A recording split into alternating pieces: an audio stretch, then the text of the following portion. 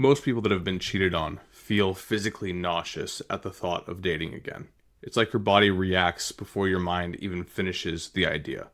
You're constantly scanning for red flags, even with people that are showing no signs of dishonesty. It's like there's this humiliation that you should be over this by now, but you're not. Feeling like you're walking into a trap that you can't see. Even compliments and kindness can start to feel suspicious. This is the exhaustion of just being hypervigilant now.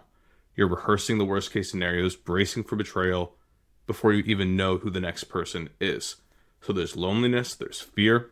You're wanting companionship, but terrified of just repeating the same pain. You don't want to be stupid or made a fool of again. And there's usually this deep grief for the past you that could just trust. And so a lot of people might see someone in that situation and think that they're just bitter. And maybe the person themselves thinks, I'm just not ready for a relationship.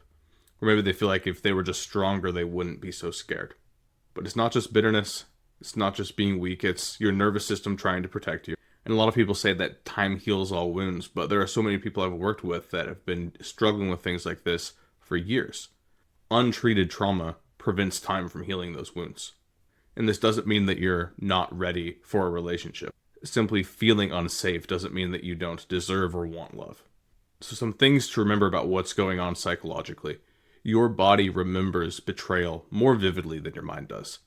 Trauma can change your threat detection system, get it on hyper alert. It just turns that volume up on risk management. You experienced attachment injury. The person who was supposed to be safe became unsafe. And so this often rewires how you think about just the very idea of being close to someone. Because trust isn't just an emotion, it's a regulatory state. You can't just choose to trust when your nervous system is out of whack.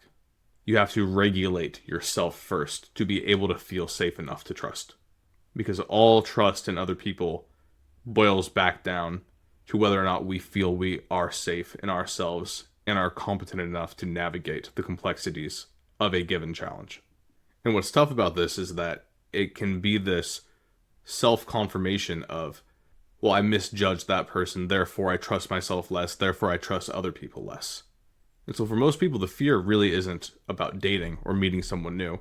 The fear is about losing yourself again. The fear is about having poor judgment again. So if you want some practical tips, feel free to start slow. It doesn't mean dating immediately. Just practice safe connection. Talk to new people, small conversations, allow micro moments of positive interaction, and then externalize it as much as possible.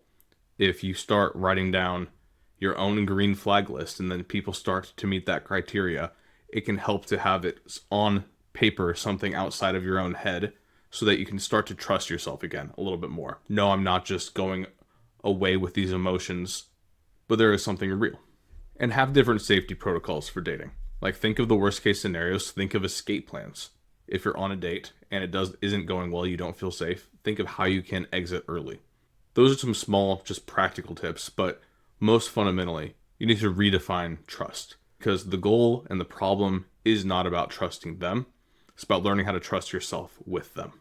Because I promise you, you're not afraid of people. You're afraid of repeating a pattern that you were stuck in before. And there are positives that come from this. You ultimately learn what your boundaries are through some amount of suffering. Because you truly can't control other people's loyalty. The only thing that you can ever control is your boundaries. What it looks like for you to be both vulnerable and firm in terms of what types of behaviors you will and won't tolerate.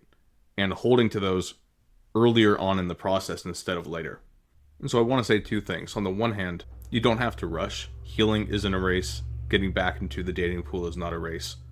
But on the other hand, don't settle for a fake sense of healing where you just avoid triggers for the rest of your life instead of getting to the root.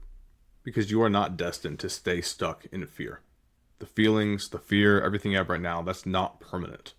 It's a temporary overcorrection. Some people do get stuck in it for years because they never heal at the root. But the version of you that trusted easily, it's still there. And with better boundaries, more wisdom, it absolutely can come out again.